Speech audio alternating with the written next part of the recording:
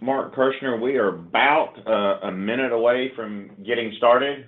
We've had some people join in, so we're going to give it about one more minute here and let the rest of the group join in, and then we'll get started.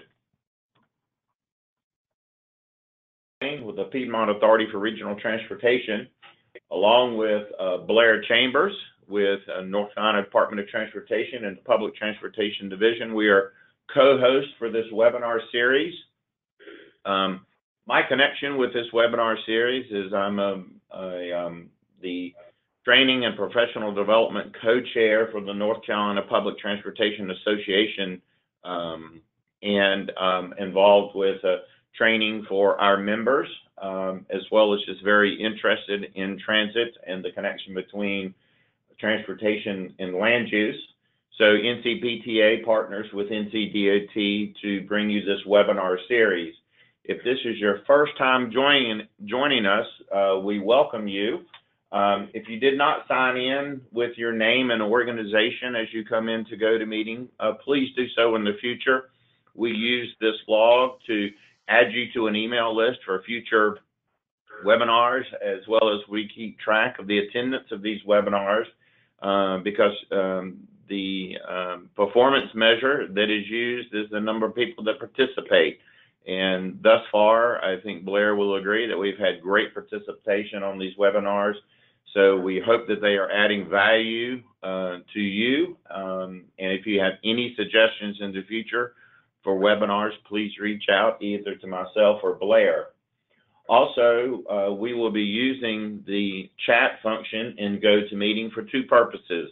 One is we would like for you to let us know which location that you are logging in from, and if how many people may be listening in with you. This again goes back to our performance metric to see how many people may be listening in. If you've signed in but there's 4 or 5 people joining you, then just put your name, location, and how many people are joining you.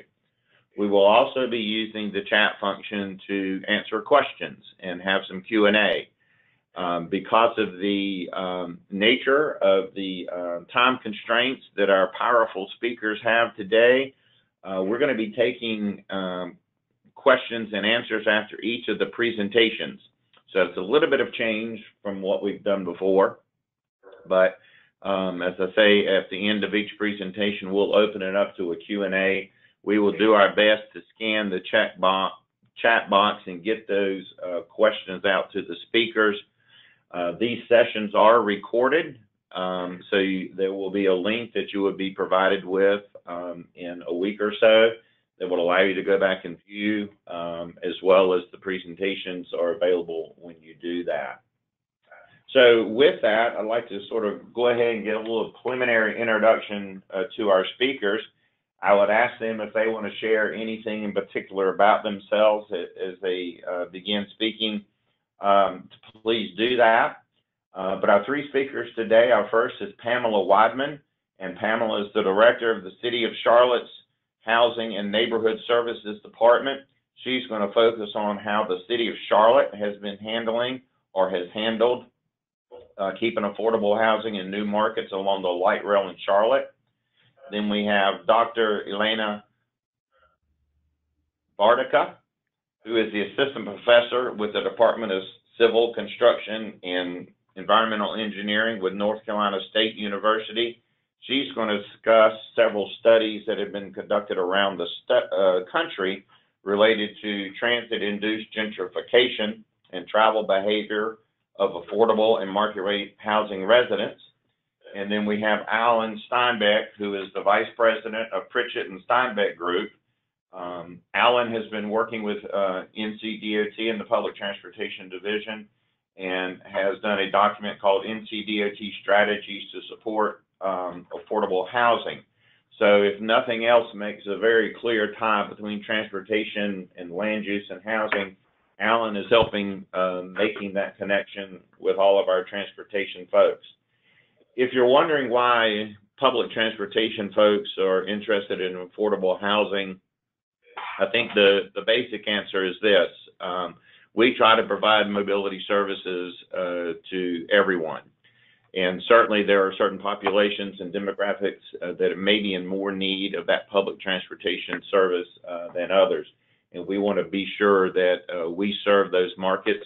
We also want to be sure that as we add some of the higher end public transportation modes, such as streetcars or light rail systems, that those systems don't displace people, and that the people that can really advantage from the mobility that those modes provide are also still within a walking distance and a distance that they can take care of their mobility needs. So again, we'll have a question and answer session after each of the speakers. Blair, if you could flip to the next slide. So I'm a big Star Trek fan, and I've used this slide before in different presentations, and it has a little bit different meaning today. Usually I speak about it in terms how, again, the needs of the many outweigh the needs of the few. Well, my thought is that the gap is narrowing between those that feel like we have an affordable housing option and those that we don't. And in many cases, we are having to deal with the needs of the few over the needs of the many. And I kind of see that as part of the connotation in setting the frame here. Next slide, Blair. And then along with that, this missing housing middle has become a topic of conversation in the housing and community development world probably the last couple of years. And I think it's just worth mentioning that most of our communities are very focused on one or two types of housing, and that while there's no one single solution to affordable housing, some of the housing options that make up that missing middle in terms of housing are very important as we continue to plan our communities. And how we serve those with different mobility options, principally public transportation, is very important. So we appreciate all those public transportation folks out there, transportation planners and land use planners that are listening in today. And with that, we are going to turn the controls over to Pamela, and she will be our first presenter. Good afternoon. So just by way of context, I want to provide a little bit of context on Charlotte and kind of what we're wrestling with from a growth perspective and how that relates to our affordable housing. Charlotte is the 17th largest city in the United States. We have a daytime population of about 1 million plus people. That puts us on par with cities like Boston, San Francisco, and Washington, D.C. We get about 100 new residents per day. Of course, all of those new residents don't need affordable housing, but about 13% of those people do find themselves in need of some type of affordable housing. And needless to say, like other cities, what we're seeing are building permits are on the rise. Just like many other growing cities, our household income has not kept pace with Zillow rent prices or for Freddie Mac home prices as well. So that brings us to the question of how are we tackling the issue of affordable housing? And for the purposes of today's conversation, particularly around how are we tackling that around related to transportation. So we have kind of, I'll point to maybe 4 core strategies or tools that we use.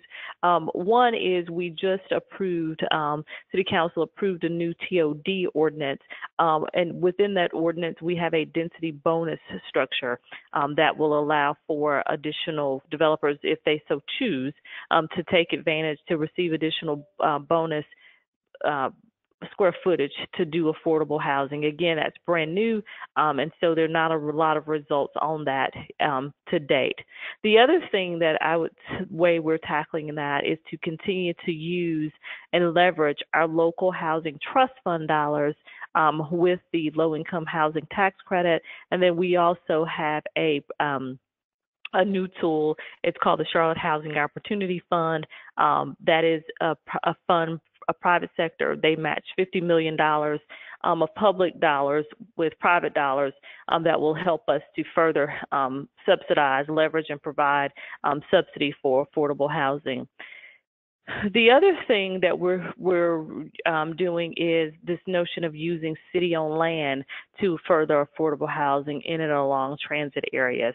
And I can talk about one specific example of where that's currently going on, that we hope to yield units along our light rail station.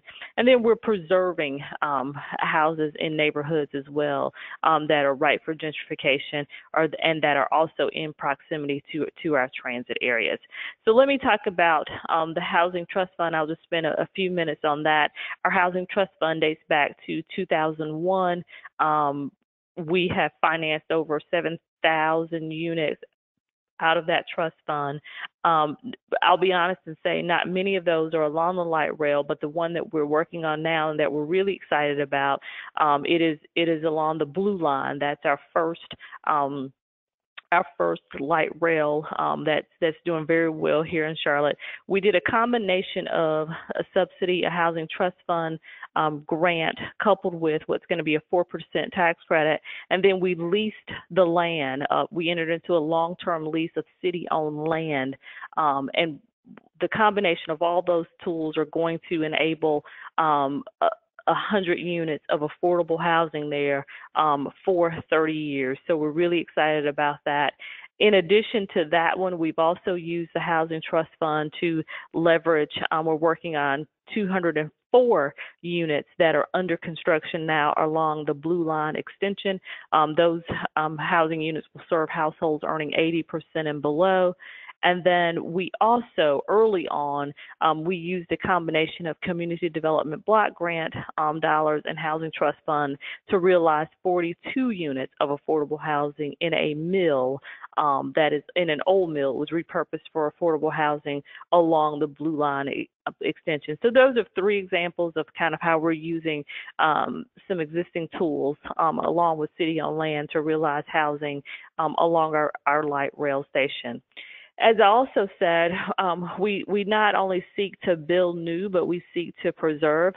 So we are seeing neighborhoods that are in close proximity to our Blue Line extension beginning to experience gentrification as a result of our Blue Line extension. And so we have a couple of rehabilitation programs, single-family rehabilitation programs that we are starting to heavily utilize in those neighborhoods as well. And again, the goal is to keep the residents in their homes.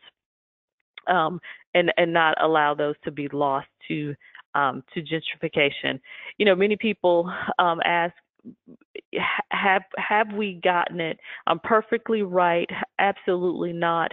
But we do believe we're on the right track. We do believe that both the old tool, the Housing Trust Fund, and this new Housing Opportunity Fund will help us to continue to expand our housing around transit stations and the use of city-owned land. So I will pause there. That's just a really high-level overview of kind of how the city of Charlotte is handling trying to tackle getting more affordable housing in and along transit areas. Thank you, Pamela, for that overview of what you're doing there in Charlotte. If anyone has a specific question for Pamela, please use that chat box, and I'll sort of start with kind of the question, Pamela, of define affordable housing in the context of your daily work. Yeah, so affordable housing for Charlotte is we serve households that earn 80% and below the median income. The median income in Charlotte currently is about $79,000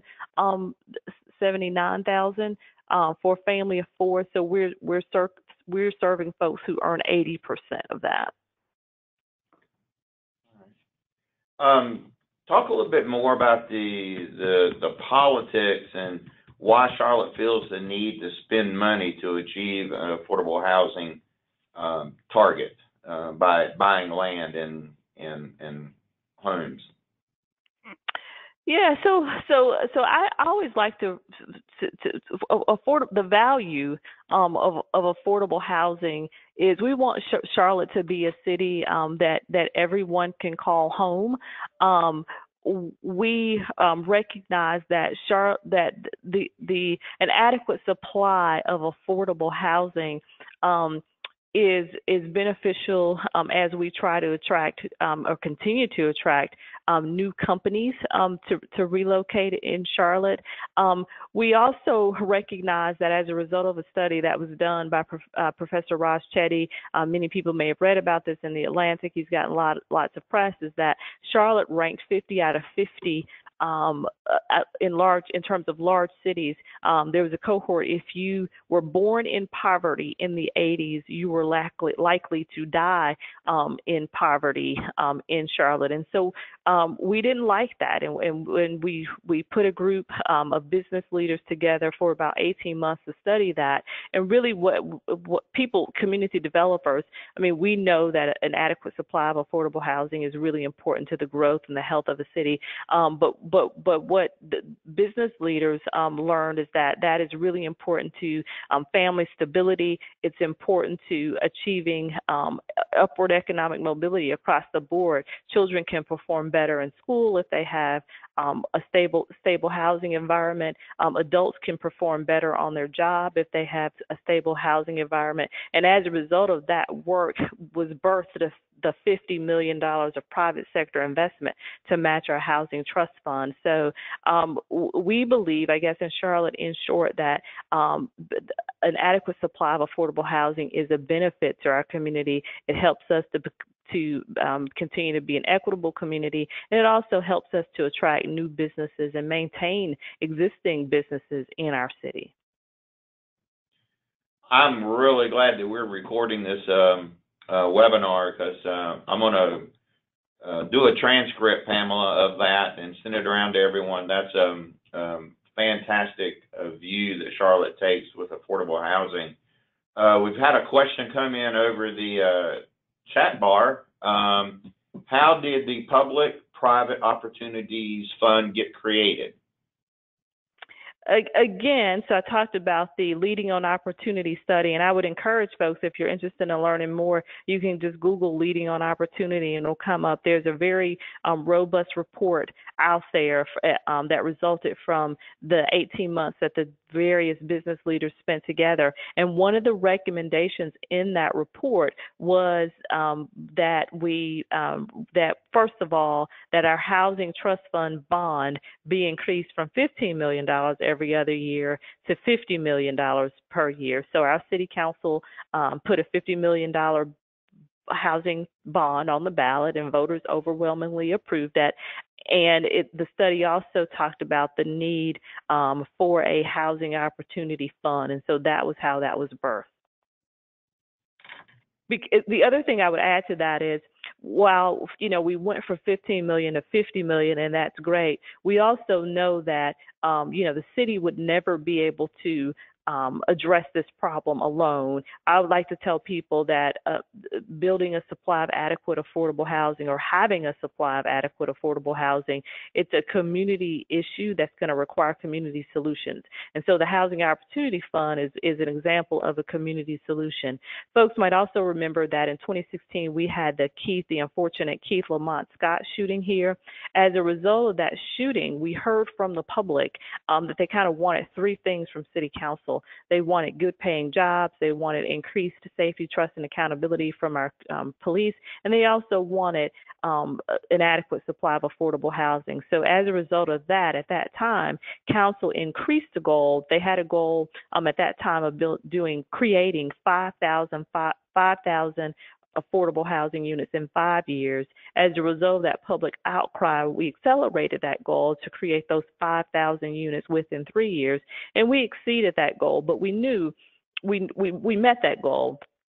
Although we met that goal, we knew that goal was not enough. we'd had a study done, and we knew that we at that time there was a deficit. We needed 24,000 units of affordable housing, meaning we didn't have that supply. So we knew we needed to do more at that time. And so that's what we're continuing to work to do with the increased bond and with the Charlotte Housing Opportunity Fund.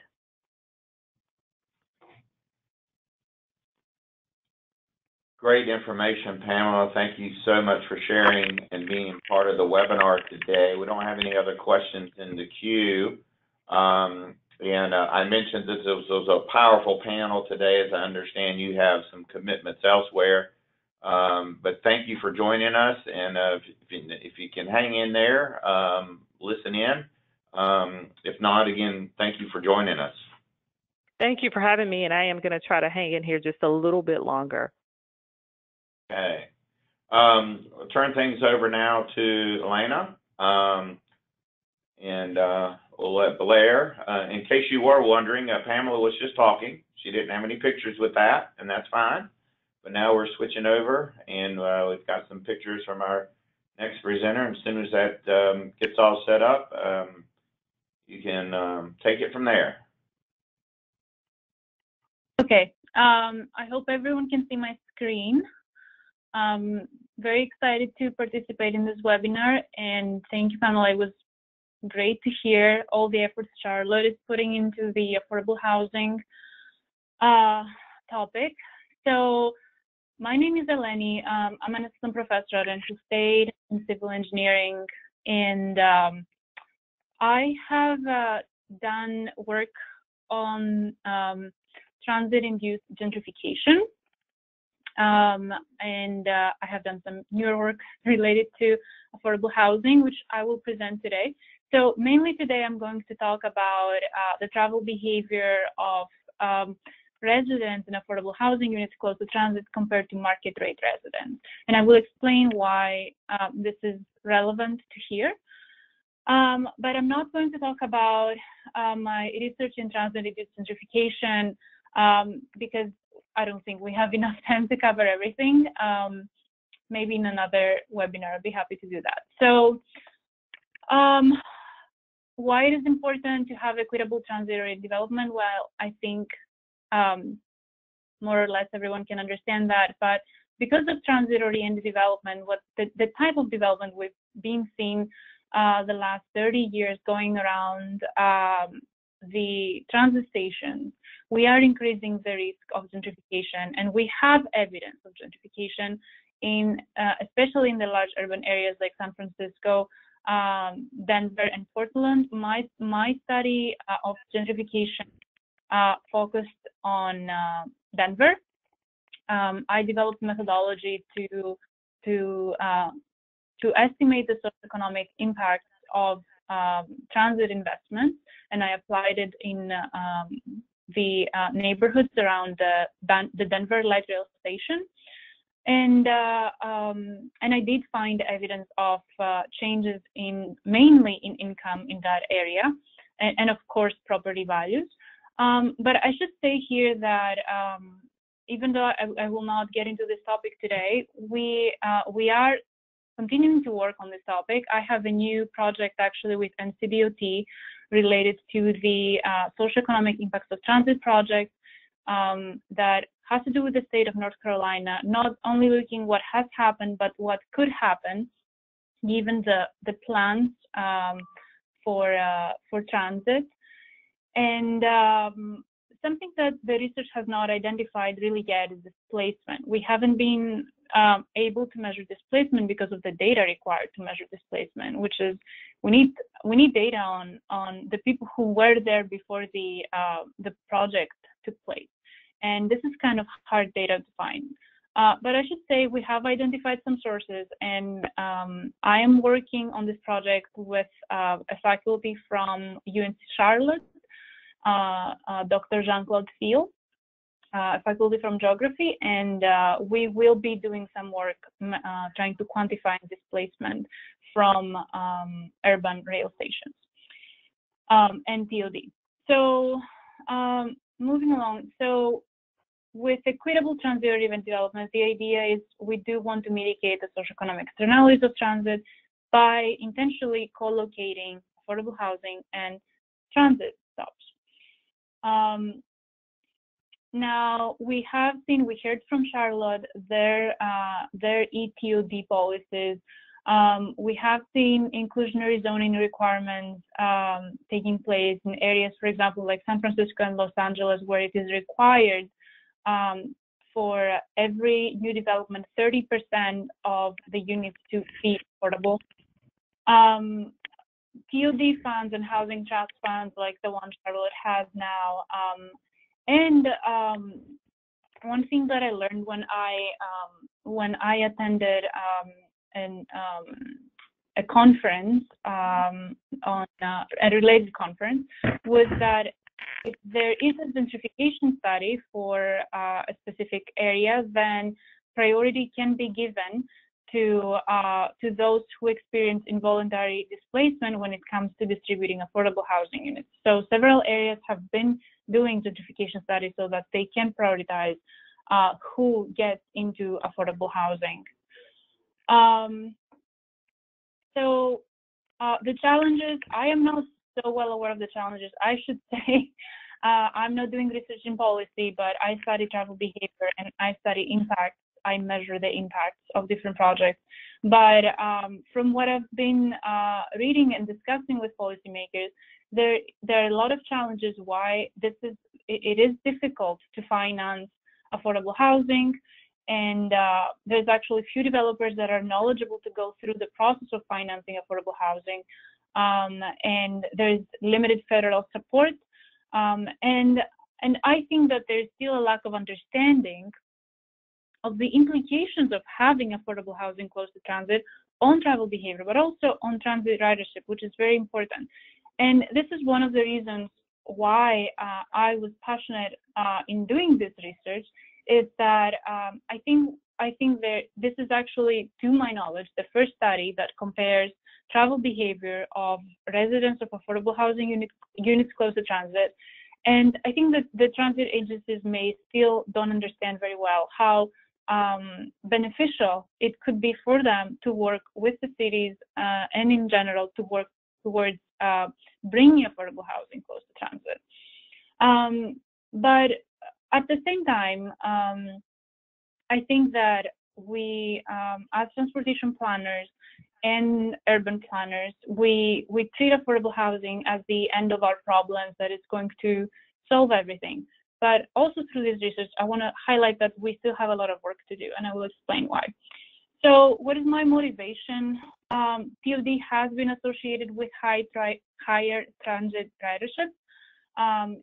If you live in a TOD area, you are 5 to 6 times more likely to commute by transit compared to any other area in the country.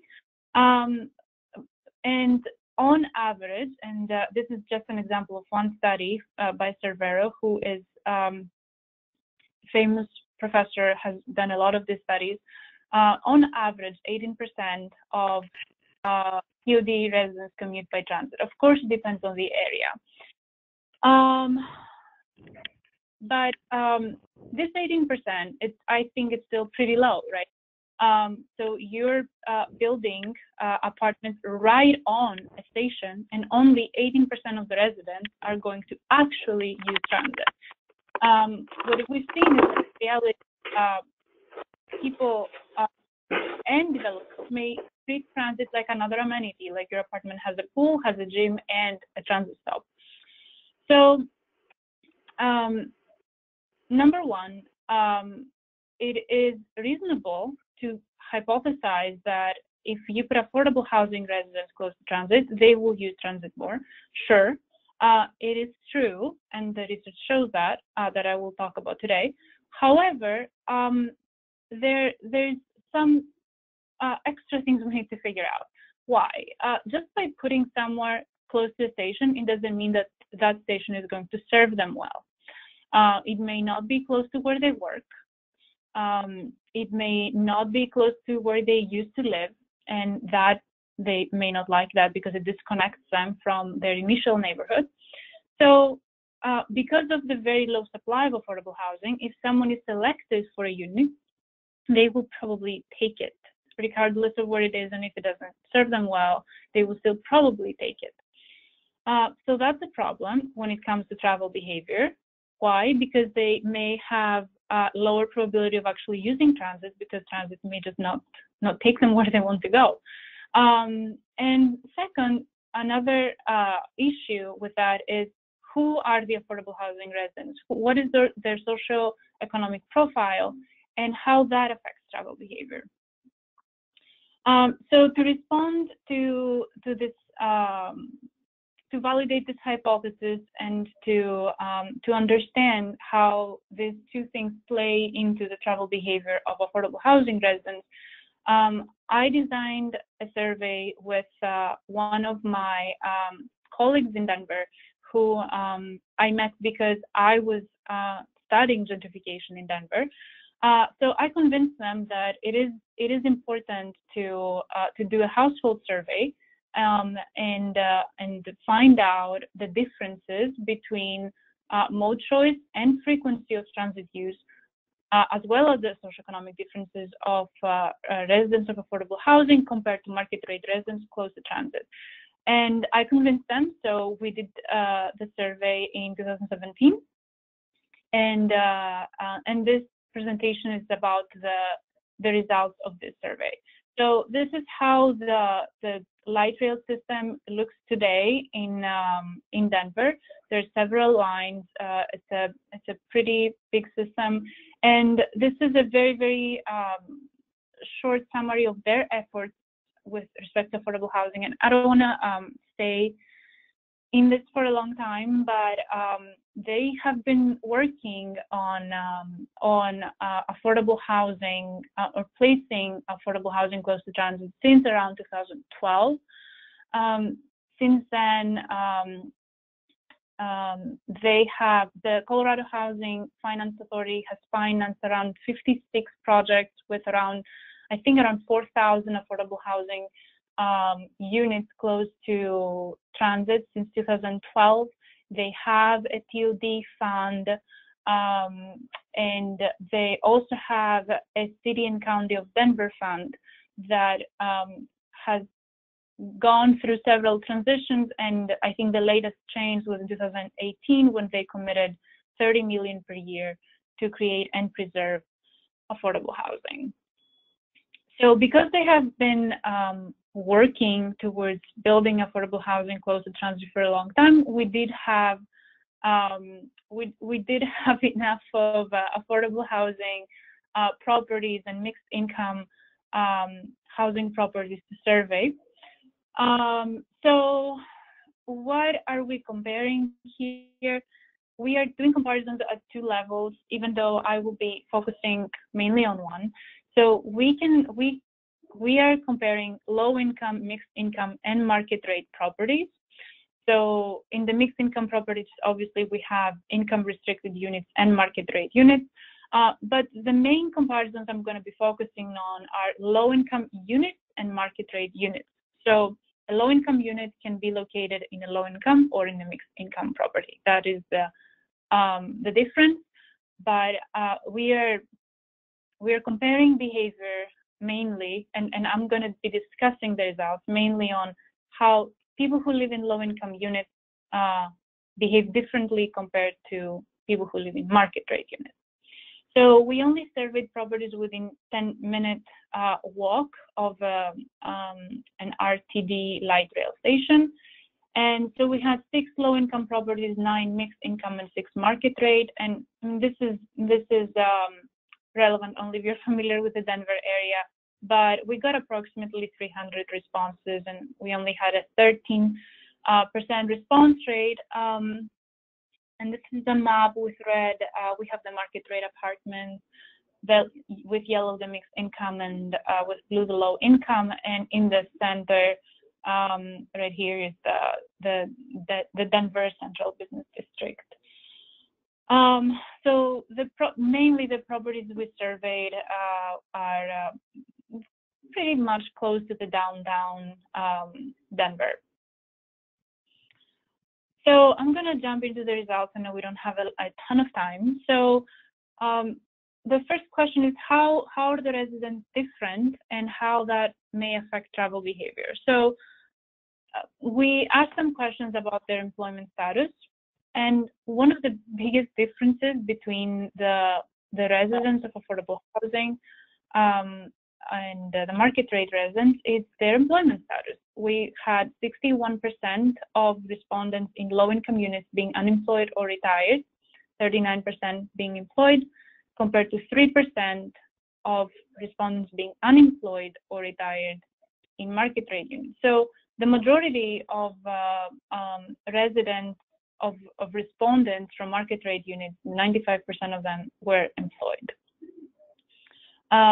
So that can raise questions that all the employed residents take more trips, or so what kind of an impact are we making by placing people that are mainly unemployed or retired on a station,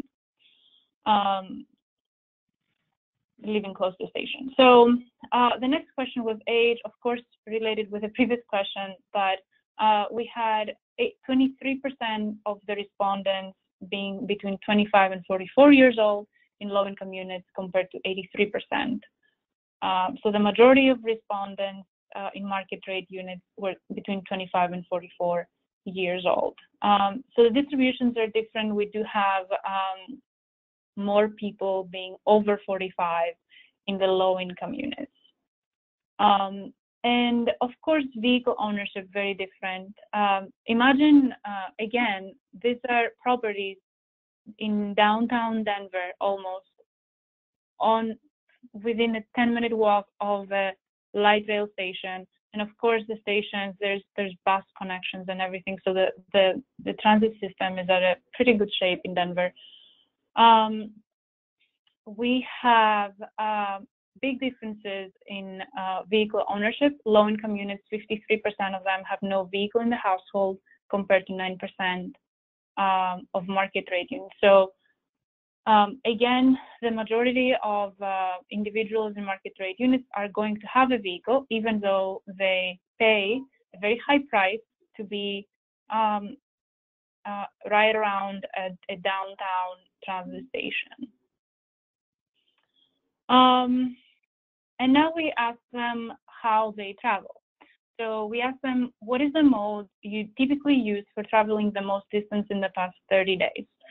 And the people from low-income units responded that overwhelmingly they use the Denver bus or rail, so 67% of them, compared to the market rate, which was 18% using bus or rail. That's a 50 percentage point difference, very substantial, and we did expect that. We did expect to find that. We asked them questions about the frequency. What is the frequency of them using the bus? 61% of them had used the bus at least once per week, compared to 69% of the respondents market rate never used the bus. And 65% of the market rate respondents use the light rail less than once per week. So again, big differences between the use of transit between market rate and residents of market rate and low-income units. We wanted to ask more specific questions about the general use of transit, because again, we do acknowledge that, and we expected that a big proportion of the respondents from low-income units are not going to be employed. So we wanted to bring out different dimensions of where they use transit and why. So yes, general use, but do you use it for other things like medical care and grocery store? And they did. They do use they do use transit for medical care and grocery stores. However, I don't have the results here. That is not the case for our market rate units. In the for medical care and grocery store, for market rate units, the percentages are close to 0. And I want to stay in this slide for 1 minute because it is quite important here. We ask people how do they usually commute to work before we ask them how they typically travel, just general travel. Now we're focusing on people who work. And we found that for the low-income units, the first choice is the bus. So 35% of them take the bus, despite being very close to a faster mode and more comfortable, I assume. The second is the car. 29% of them drive. And the third is the train, the light rail. For the market rate, first is the car. The second is walking. So a lot of people choose to leave downtown because they're just going to walk to work. And the third is the train. And why this is important is the issue which I believe is the issue that I mentioned initially, that people, even though we give them affordable housing, it doesn't mean that serves them well, that location. So they take the bus because the bus service has a better coverage, has more connections to other areas, has a denser grid. So there's a higher chance the bus is going to serve them, but they still drive. Number 2 is their personal vehicle, and then third comes the train. So I do think that this is something important to keep in mind. I'm not sure how much more time I have. I probably don't have a lot of time.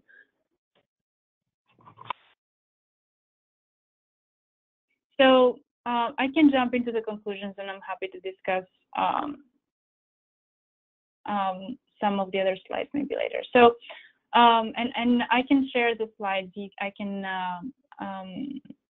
guys can have the slides. I can email them to everyone. So we found substantial differences in terms of socioeconomic characteristics. Low-income units, the profile, retired and able to work over 45 and no personal vehicle, compared to market rate units employed below 44, at least one vehicle.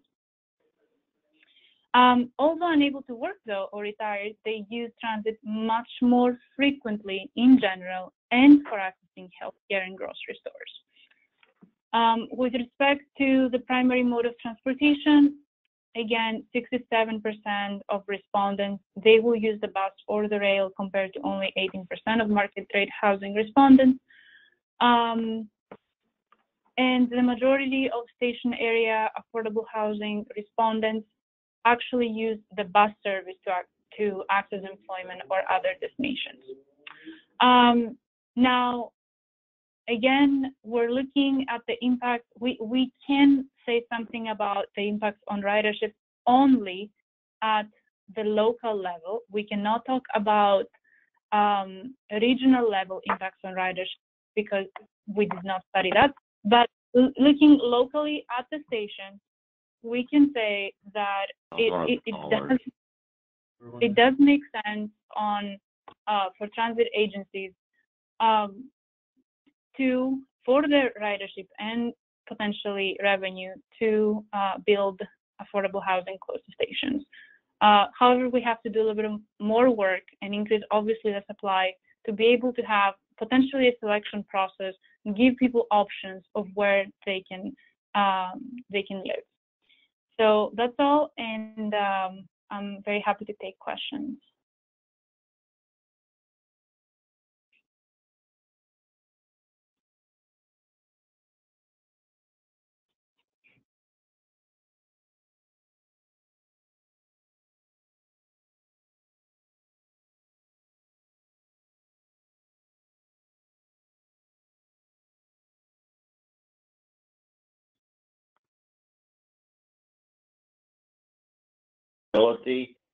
At TOD development areas on frequent transit lines. Could you talk a little bit? Have you done any work in the parking availability area and how that relates to folks still wanting to use their car? I didn't hear the first part of the question. I don't know I think I Okay, started sorry. in the middle of the sentence. Sorry. That's okay. Yeah, so have you done any work in terms of parking availability around the TODs in light of the fact that people still want to be able to use their car, whether they're in a market rate or low income setting? Yeah, so that's the next part of this study because we repeated the survey. We did another survey last summer, and so now we have more data, and we can study a little bit more the impact of the built environment. So we have collected data on these apartments on the availability of parking, the cost of parking, and things like that, and we will look into that, but not yet. Okay. Let me go back to something I didn't word very well earlier and may have been actually muted. There was actually a comment that's followed up on in terms of it's interesting how unwilling the market rate unit residents are to use the bus. Any thoughts in terms of why that demographic is less likely to use the bus? I take the bus from I take the bus from NC State every time I have to come to NCDOT downtown, and I'm usually a minority, a white minority at the bus. I'm not saying that in a disrespectful way in any sense, but I don't know, people who are who are able to afford market rate apartments really don't like taking the bus, and I guess it is the same reason why people in Raleigh don't like taking the bus. It is not comfortable enough, and maybe the environment makes them feel uncomfortable. I don't know. But this isn't just a problem with Denver. I think it's a problem with every place in the U.S. I'm from Greece, so when I go to Greece, I take the bus. Everybody takes the bus. There's no problem with taking the bus, but here the perception is that, I don't know, the bus is for low income people, and oh my God, did you take the bus? Are you okay? I share these things all the time. Every time I mention to someone, I took the bus. So yeah, we don't like taking the bus, I guess, in the US. So yeah, I don't know what else to tell you.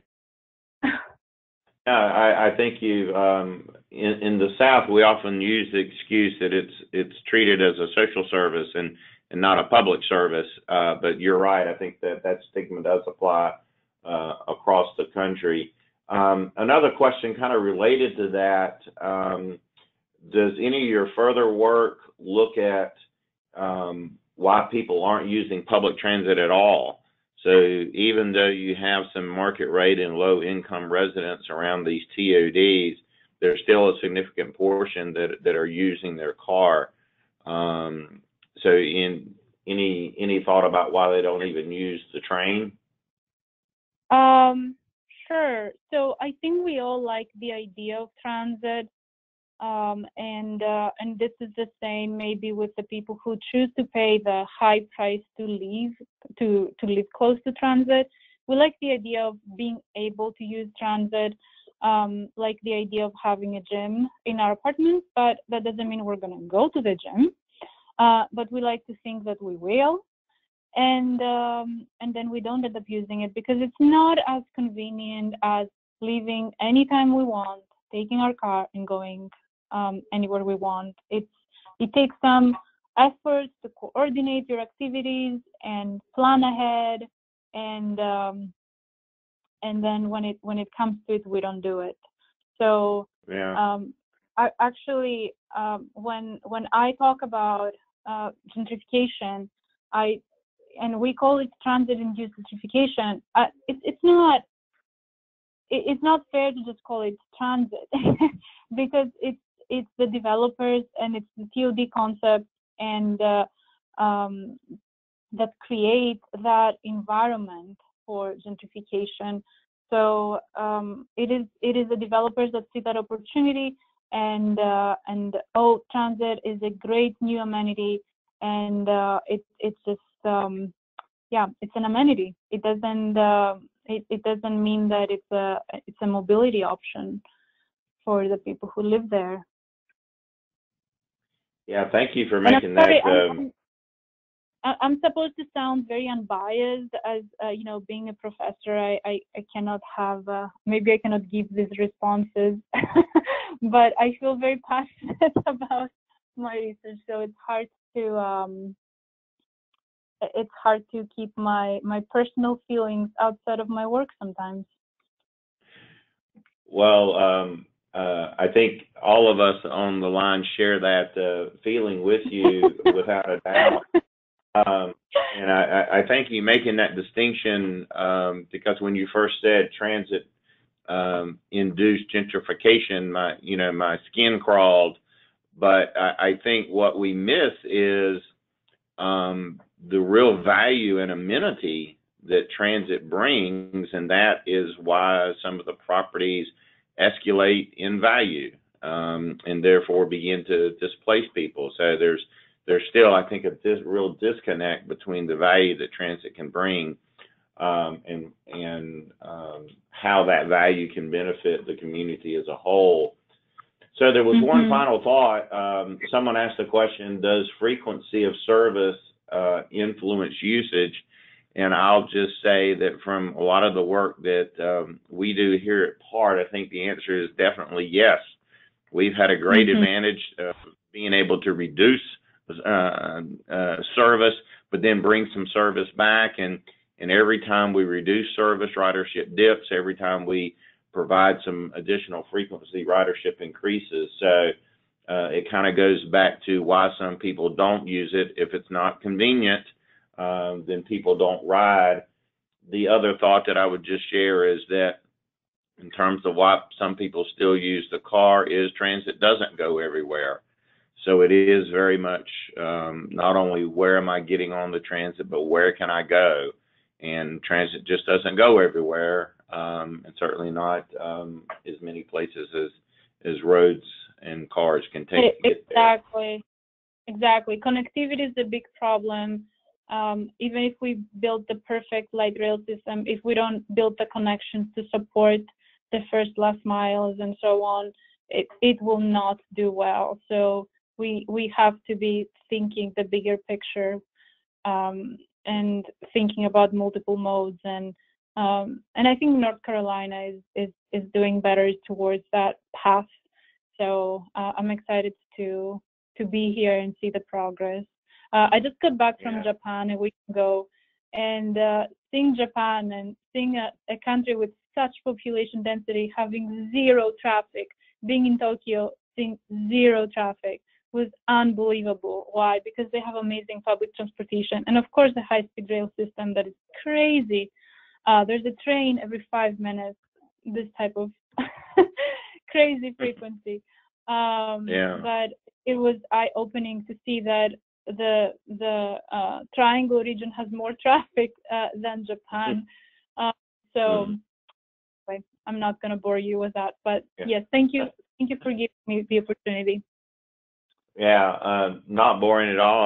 I look forward to the opportunity, maybe offline, for us to have some conversations. So thank you again for joining us and for the passion and the work that you're doing.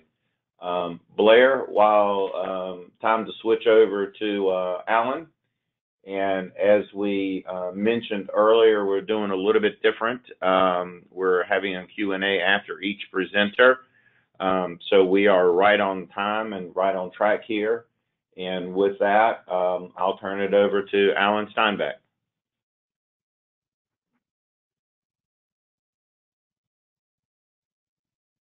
Great, thanks, Mark. And I hope everyone's seeing the screen and hearing me well. If not, please speak up. So I am a consultant, and I have a background in public sector planning as an MPO planner, but I've been doing consulting for well over a decade now. And I've done a lot of work with TOD planning and system planning with transit, looking at housing development and development in general around transit lines.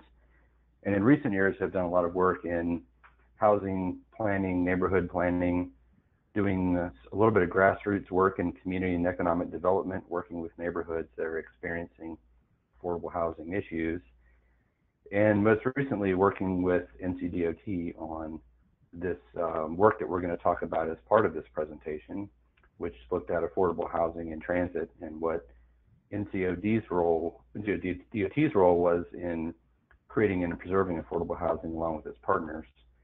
But there are really several parts to this. Trying to make my presentation go. Here we go. I want to start with some independent research that I've done with some of my collaborators. I want to thank Jeremy Goldstein, who helped me put this together. He was the analyst in producing most of the data that you're about to see in this. But looking at some trends and conditions in affordability with a focus on North Carolina, I'm going to present some approaches to affordable housing. It's really a menu of options of how to create affordable housing. And what you're looking at on the right is a picture of housing in uptown Greenville, North Carolina, that was a partnership between a developer and the university to provide student housing. And if you turned around, you would see the Butterfield Transit Center on the other side of the street from this housing. And this is a great example of a city, a university, and a transit agency working together to figure out how to co-locate some housing adjacent to transit and housing that's affordable for students in this case. After I talk about these approaches to affordable housing, I'm going to talk about the NCDOT work, the Affordable Housing Ad Hoc Working Group, the findings and recommendations of that, and then do a little synthesis of the two parts of the presentation at the end. So when I talk to people about affordable housing, I tell them there's really only several ways that it can happen. You can build it, you can incentivize it through financing or other measures. You can require it as a matter of policy, like inclusionary zoning. You can preserve it, like the very famous rent control policies of New York City, or in some other ways of preserving it. It can be induced by way of an industry leaving. The Rust Belt is a classic case of this, where industries leave and there's a lot of housing left that was worker housing that then becomes affordable housing.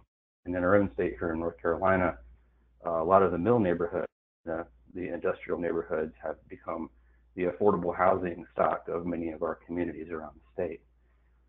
And then the last way it happens is through filtering.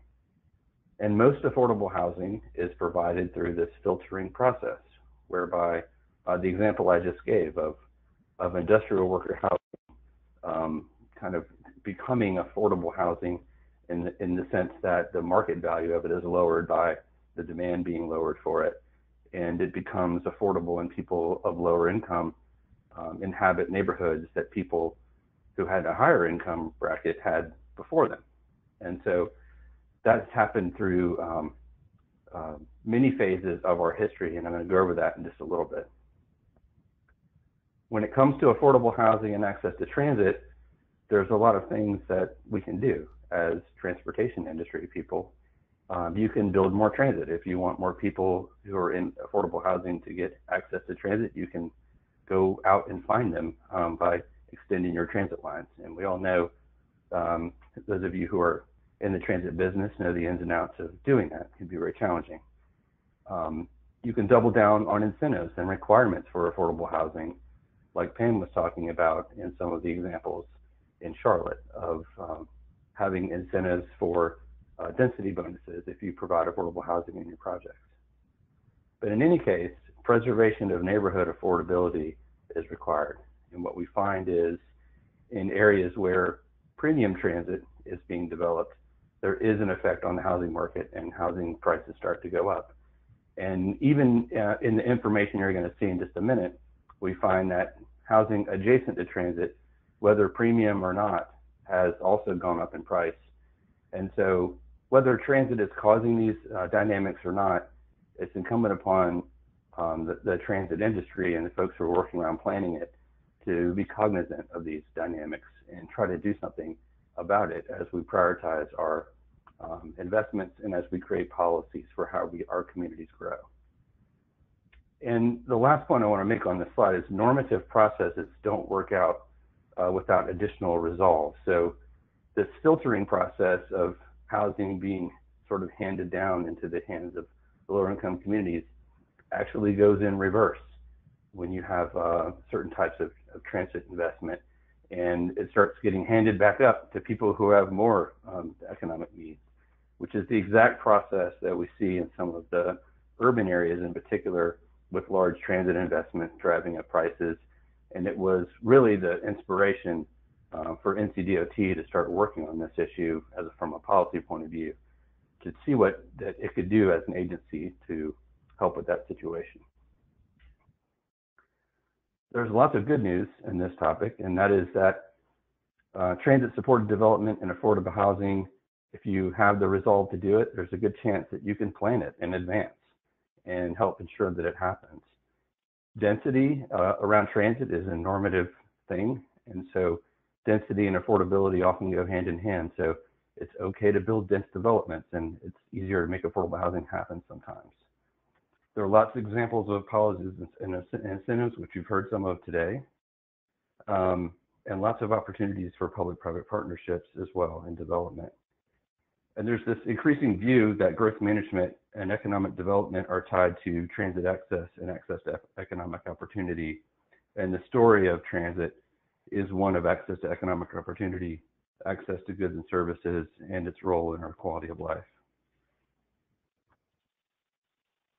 But there's also the bad news that I alluded to earlier. What we found in the state of North Carolina, in the areas where there's above average transit use, there's 38% of households have a moderate or severe housing affordability problem, whereas areas that have below average transit use have a lower percentage of affordable housing problem of 32%. So whether transit's causing that or not, we have a higher population with this problem in those transit supported areas. So now into some of this independent research that we've done, and I wanted to show a couple of slides about North Carolina in particular and how that relates to the nation. If you haven't done a lot of work in affordable housing and you're inexperienced in understanding this topic, one thing you should know is that homeowners do not experience affordability problems at the same rates as renters. And what we're seeing here is the percentage of homeowners who have affordability problems or severe problems, meaning a certain percentage of their income, in this case more than 35 or more than 50% of their income is spent on housing. You can see only 8% of the population fall into either of those categories among the homeowners of the state of North Carolina. When you look at renters, the dynamic changes significantly. Only 55% of renters have no affordability problem whatsoever, and a very large segment of the population has a severe affordability problem. These issues, instinctively, you would understand that they fall most heavily on the lowest income populations. So this is a graph of affordability issues by income bracket, where those making less than $10,000, 52% of them have it. People who are in the next bracket up, over 74% of this household have affordability issues. People living in the gap who sometimes get priced out of certain public subsidy as they have more income, and that's why that number goes up for that bracket. And then going down to the right, you can see it just drops off almost to nothing for people who make over $50,000. Again, sticking with North Carolina data only, this is the percent of renter households with affordability concerns that are pre-Great Recession up to today. And what you see is in this state in particular, we have gotten back to 2017 levels in terms of affordability, the percentage of homes that have affordability problems, meaning 35% or more of their gross rent is spent on, 35% of their income is spent on gross rent. So we have what happened after the Great Recession was really an economic cycle where people were making less income, and so there was a spike in homes that households that had these affordability problems. But we've really normalized back to at least 2005 levels in the state of North Carolina as we look into the recent past. That's slightly different from the national cost burden trends. If you look at 2005, here for the nation, 17% of households had an affordability problem, whereas closer to today's date, over 20% of households. So it has become an increasingly challenging problem over the last decade plus, 20 years, even in the nation. We look at national data. And anyone who's interested in learning about the state of housing, I would commend to you this document produced by the Joint Center of Housing Studies at Harvard, which has a very approachable presentation of all kinds of housing data points, including a lot of graphs like this that are very easy to read and very well done, along with a very straightforward, user-friendly narrative that helps you really gain some knowledge about what's happening. And I refer to this. I look forward to it coming out each year so I can read it. So onto this slide, and I wanted to maybe slow down just a little bit to talk about this. And you have to ask yourself, why do we describe affordability as affordable housing as a crisis? And thinking about the data we just looked at, we've had an affordability housing issue for some time that has been growing over time, but we now sort of decided that it's a crisis, and that word gets used quite often. And I would put this theory forward that we have, within the past 20 years, really reversed a trend of how affordability has been provided in housing. And if you look at the history of the last century, it was really one of the most tumultuous histories of economic and social change that humankind has ever experienced. When you think about what happened with industry, technology, with society, and how it formed. And during this time, when you think about the rail and car suburbs of the early 20th century and the industrial flight of cities, a lot of housing was made available at this time in the inner city as people started leaving the cities. There was a post-war, World War II housing policy and financing policy around the country, which built a lot of housing for people returning from the war and for others who sort of built the first suburbs. And following that era was an era of industrial worker flight, where in the 70s and 80s in particular, a lot of industrial change and economic change left a lot of urban neighborhoods and industrial neighborhoods vacated because of economic changes that happened. And then throughout the 80s and 90s, there was the sprawl and the growth of our regions, where the inner ring suburbs, the dynamics of those and the demand for those were changed significantly as people sort of had a bigger and bigger regional footprint, leaving those inner ring suburbs to be inhabited by a lot of people who needed affordable housing, and they became areas of lower income populations. So we had this catalyzed filtering, I would call it, over that period of time, where there was a lot of housing made available for people of low income because of these dynamic processes that were happening. And during that time also was a great experiment in public housing. Not all of it successful, but a lot of public housing was built over this period as well, which is not strictly filtering, but the supply was greatly increased. Once 2000 hit, we had this complete shift of these dynamics. And I would argue that this process is happening in reverse. You have the financialization of housing. You have a slow death of public housing and some changes in how federal subsidies are being put out there.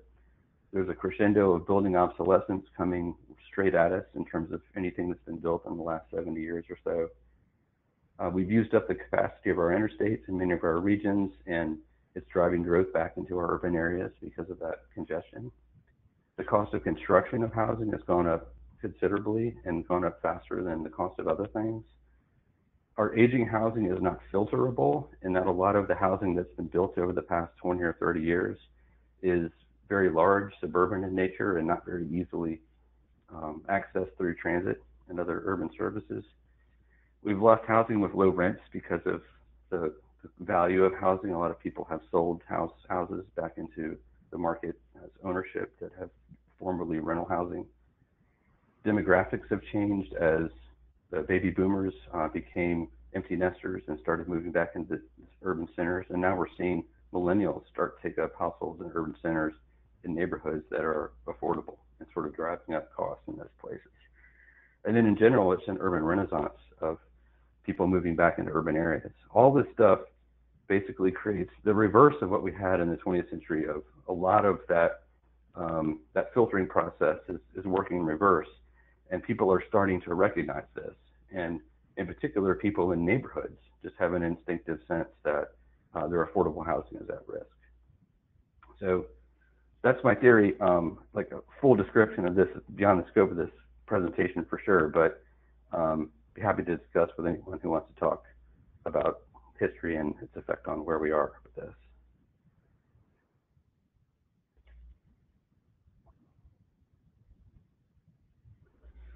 So back to the data side of the story, and this is North Carolina relative to the rest of the U.S. So if you think about North Carolina, we're pretty much right near the national averages in terms of households that have an affordability problem, households that have severe affordable housing, and those that do not. So North Carolina is a little bit kind of in the middle.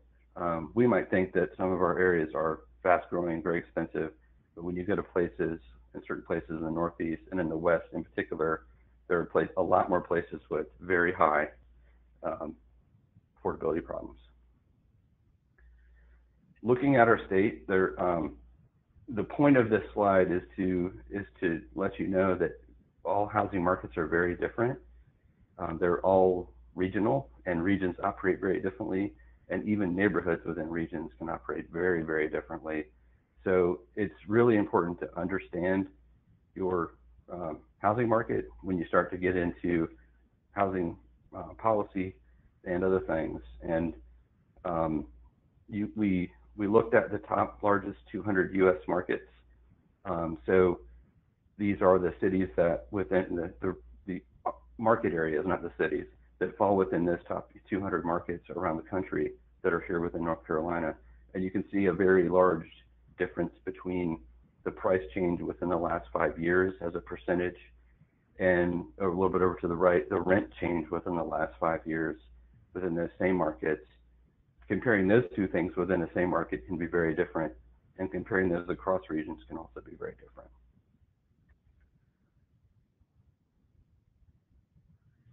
We looked at some data on moderate affordable housing problems across the state by county, and this map shows the percent of households with gross rent of where 35 to 50% of their income is spent on rent. And you can see in the reds and the pinks, these are the counties that are above the national average in terms of having a moderate affordable housing problem. And one thing to note here is that this is not just an urban problem. If you know the state of North Carolina, you'll very quickly understand that this is an urban and a rural problem that we have, and the dynamics of it are different depending on what kind of area you're in, but it's not just an urban problem. 40% of counties are above the national average of about 14% of households falling within this range. When you look at counties with severe housing affordability problems, you see that there are a lot of places in the state where people are paying more than 50% of their income on rent. And this is the percentage of people within each county that's paying more than 50% of income. I was surprised to see Pitt County over here at 34%, for example, the county of Greenville. It's a very high number, percentage of the population that is paying more than 50%. And 36 of our 100 counties are above the national average of around 22% of populations paying over 50%.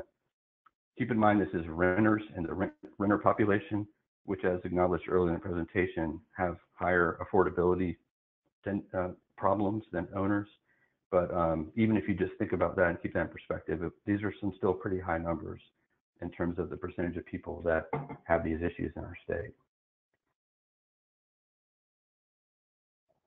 So I'm going to move on now to the second part of this, and that is putting out what I would describe as this menu of options of how to address affordable housing issues in a community. And I've gone through and categorized them.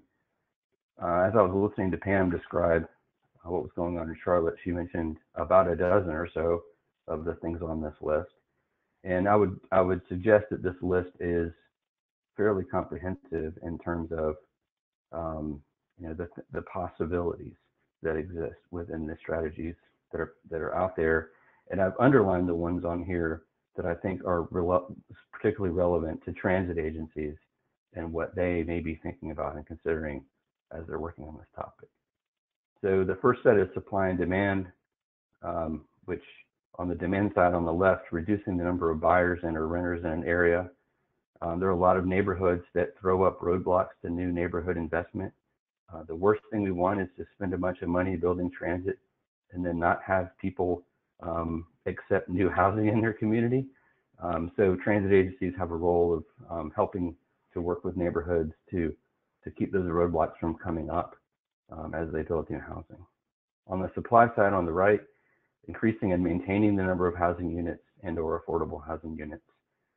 And again, as we make investments in infrastructure, thinking about tax relief, housing cost stabilization programs, and other things that keep that reverse filtering from happening in the neighborhood. It's really important that the perception of this is clear and that we have a policy regime to start addressing it. So in terms of demonstrating the need in analyzing, documenting, and communicating affordable housing issues, making sure that as we plan for transportation that we address housing in the same plans. We're getting better at this, whether that's at the MPO level or transit plans or what the DOT does, but there's a lot of upside potential in putting these two things together as we work on transportation planning. And then telling the story. Transit providers are very good at telling the story and have their riders' stories be part of the message about the importance of transit, but attaching their housing issues to their transit and transportation issues is a great way to help people understand this space that we're talking about. On the policy regime side, enabling, shaping, or mandating affordable housing as a part of new development with the zoning, the density bonuses, and affordable housing overlays, and parking as mentioned as well. We talked about that earlier a little bit. Development finance is site readiness, land consolidation, getting involved in making land available, and getting involved in financial incentives on the right. There's lots of ways to do that. Setting aside money to write down the cost of housing being the number one thing that is needed to create new affordable housing. On economic and community development, the economic solutions I think are of particular interest in transit. Increasing access to economic opportunity is a great story of the purpose of transit housing. And there are many ways to do that, from locational criteria to extending transit across county lines, which is a regional conversation that's happening around certain regions of the state, and providing transportation services in conjunction with housing as well. And then also just the neighborhood stuff that we know is needed, of access to goods and services and sidewalks and other things. So now onto the NCDOT work, and I was privileged to be part of the consultant team to work on behalf of DOT, to convene the ad hoc working group, and to be the facilitator of that group, and one of the people responsible for putting recommendations together. And we had a good group of people from DOT, from local government, from transit agencies, from affordable housing agencies, and an interdisciplinary group of people to tackle this project. This initiative included a white paper that was completed in 2018. It was called Transit and Affordable Housing in North Carolina, and it was an audit of activities around the state and country. So it identified best practices and potential strategies that could be employed in the state around transit and affordable housing. And then we had a affordable housing ad hoc working group that started in 2018 and ended in 2019. There were draft recommendations released in 2019 in a document called Strategies to Support Affordable Housing, which is now going through its final review and will be published very shortly, probably within a matter of weeks and hopefully by the end of the month, as I hear. So that is everything you see me talking about on the recommendation side are the recommended strategies that are in that document. And it's action-oriented. It includes an action plan with some next steps for policy and program development. In that document, we established principles of creating transportation options, creating complete communities where people of all incomes can live, having adequate quality housing, and preservation of neighborhood affordability. NCDOT's role was better coordination of public decisions across agencies, identifying new resources for housing and infrastructure together, creation of new policies, programs, and projects that incentivize housing, provision of more complete information about the role of transportation investment in affordable housing so we can understand the dynamics that are at play, and inclusion of land access and land use considerations, and just doing a more thorough job of including land use considerations in DOT's project development process and planning process. This is from the white paper I mentioned. We did an analysis, we being NCDOT, this was done by others, not myself, but looking at where affordable housing was and whether transit covered that. So the transit footprint is underneath and the affordable housing is the dots. And this is the Wilmington area, and it shows very clearly that Wilmington has done a good job of locating its affordable housing next to transit.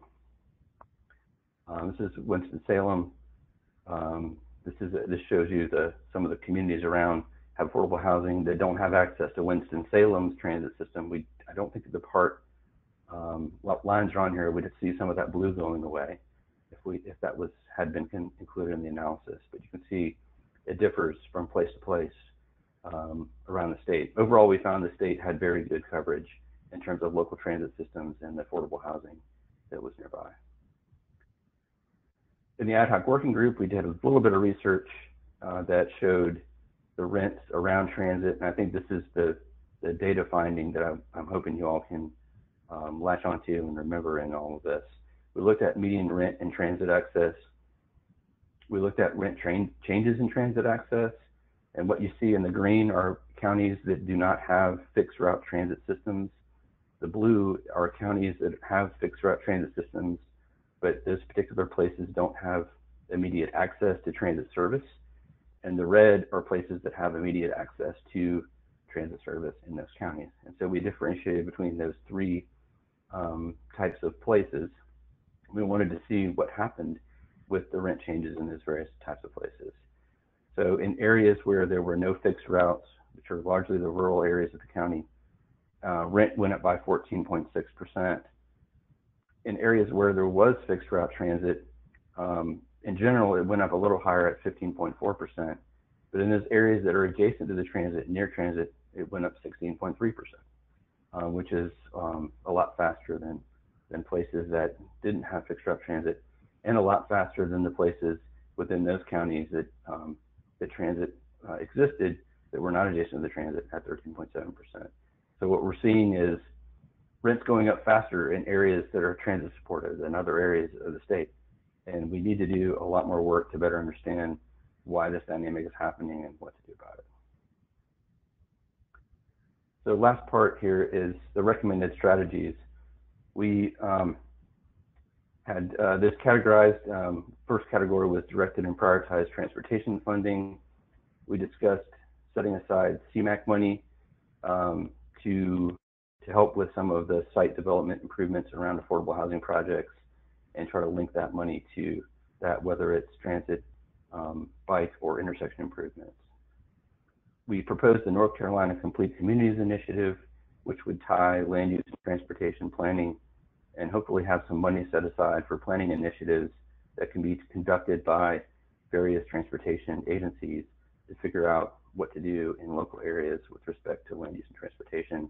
This is much like a program in Atlanta, which is the Livable Centers Initiative, where over 100 of their communities have gone through this, half of which have developed affordable housing program policies in light of doing that work. So it has great benefit and possibilities for multimodal transportation, but also land use strategies around the state. A bigger idea is a TOD fund, or a statewide fund. There are similar things in other parts of the country that we can point to as examples.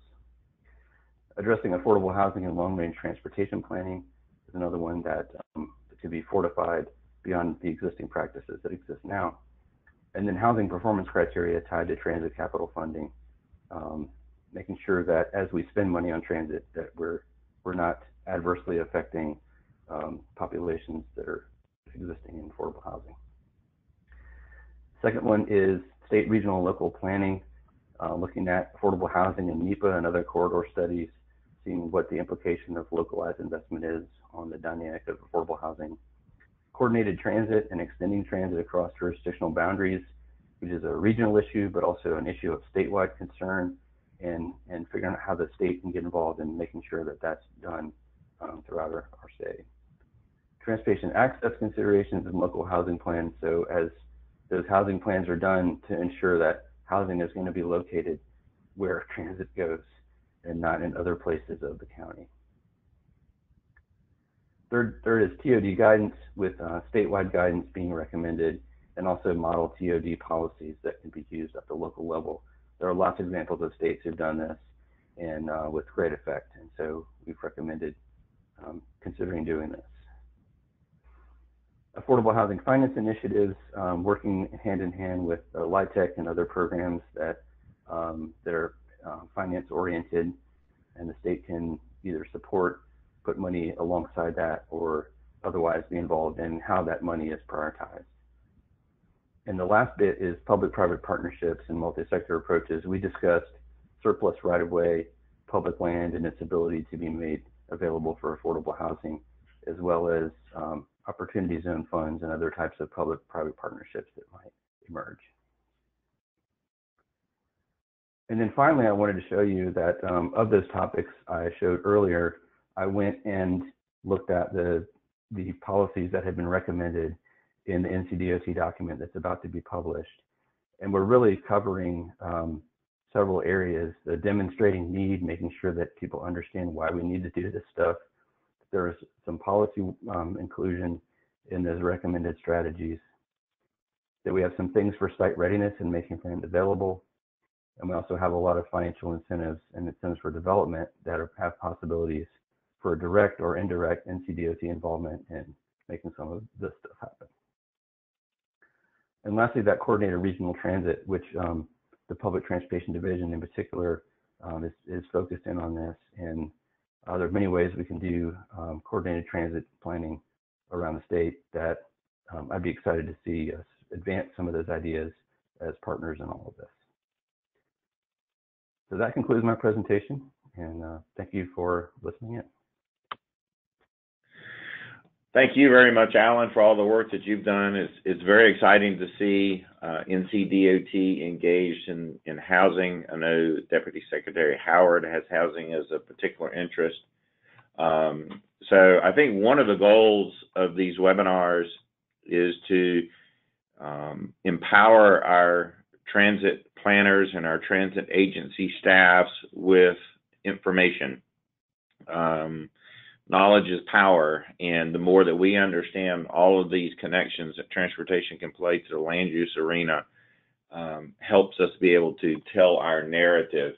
There are a couple questions that I do want to get to. I understand that we are at our hour-and-a-half time, so if you have to sign off, we certainly understand that.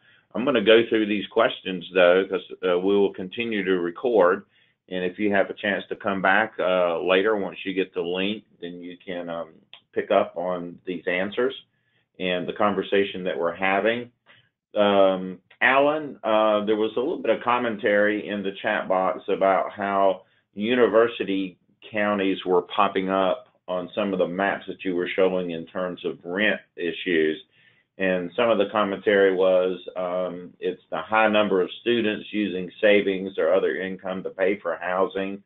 And then university counties also tend to only focus on student housing and do not build rental units for non-students, regardless of income. Did any of your work or study there at DOT focus in on that phenomenon?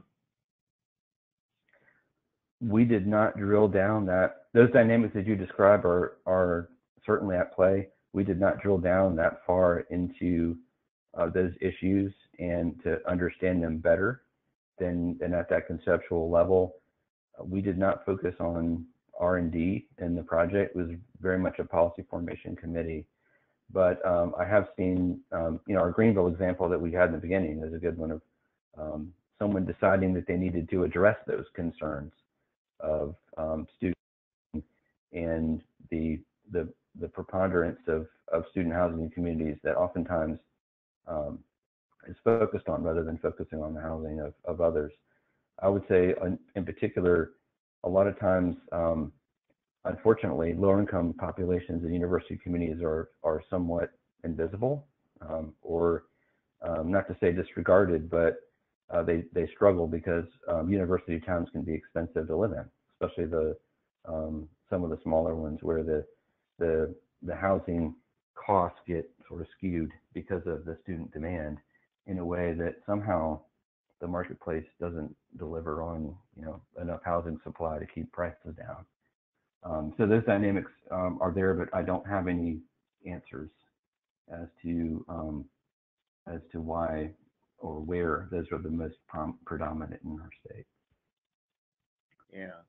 Concerning some of the maps that dealt with the transit availability, how did you define that transit availability? We use the American Community Survey data, which has the transit to work or the mode to work information in it. And so there was a point at which if a certain percentage of people were taking transit to work, then they were defined as having access to transit. And so it was what I would describe as quick and dirty, but it was a pretty good indicator. If you can get to work via transit, then that was how access was defined there. Question, do employers have a role in affordable housing development? This to me harkens back to our old mill communities, and I would say the employers played a great role in housing affordability there, but what sort of role do you think they have today, if any? I think that we're seeing a reemergence of this. I did some research for a private client, a Fortune 50 company that was considering whether they should be doing something for their employees. It was a company that had a very large segment of lower income employees in it, and their employees had affordability concerns in their region. And so in so doing, we looked at some of the larger companies that are doing this, and it's becoming more prevalent on the West Coast of companies like Amazon, Google, and others, and providing housing and providing more of a corporate neighborhood culture almost. I'm not sure if I am a proponent of the Amazonification and Googleification of society, but some of those bigger players are doing that. And this universities getting involved in student housing and housing is also a good phenomenon that I think that we should double down on or triple down on in terms of providing housing in university communities. Two more, and this one is very timely given that we've had a number of severe weather events. But I wonder if you're aware of any work that's been done to look at how these weather events have impacted the affordable housing stock.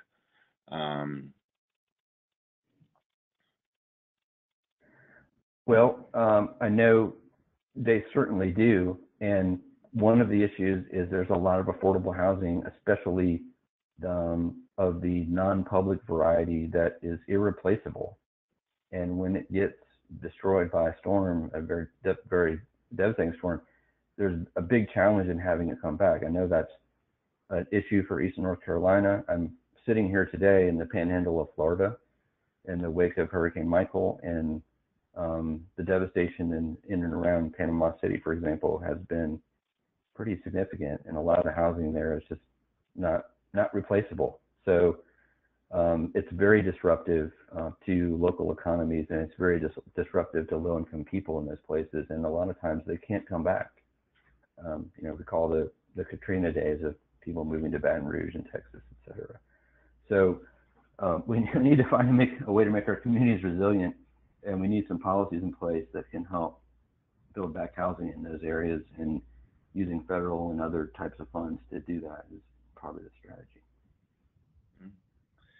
Okay, final question, which could be a 20 or 30-minute presentation or a webinar in and of itself, but the question was, what would an affordable housing overlay district include? So while you're kind of thinking about it, I'll just say, think about, perhaps with your vast experience, maybe 3 things that could be done from a zoning standpoint that might be different to help the affordable housing crisis.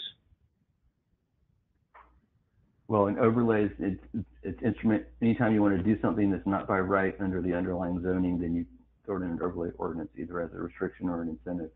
In this case, I would say that density bonuses might be an appropriate thing to go in there. There might be relief of parking policy. If it's transit adjacent, certainly you could think about putting that into an overlay district.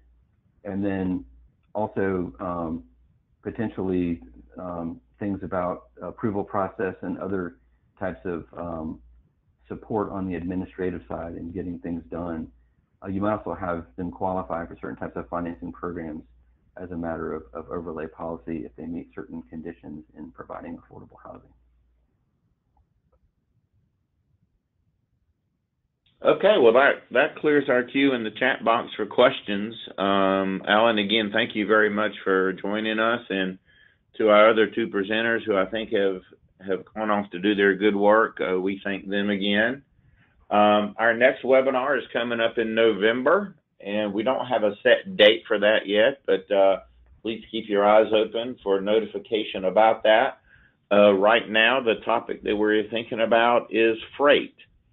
And so you may be wondering again why Public Transportation Division and our public transit planners and transportation planners are thinking about freight. Let me connect this one dot to you. Our state has an advantage over the rest of the country in terms of congestion on our highways. It's particularly evident here in the Piedmont Triad. We as a society keep wanting things delivered to our home, whether it's our evening meal or things that we bought at the store. So freight, it will continue to be a very significant element in our overall transportation planning. Public transportation can help with congestion on our roadways, and the more capacity that we can maintain in our current highway infrastructure, the better. So I think that there is a connection there between public transportation and freight, and we will explore that in more depth with that next webinar. So again, if you have any suggestions for future webinars or topics, please let myself or Blair know, and we always appreciate everyone signing in and listening, and look for the link for the recorded webinar for your future reference. Thank you, and have a great day.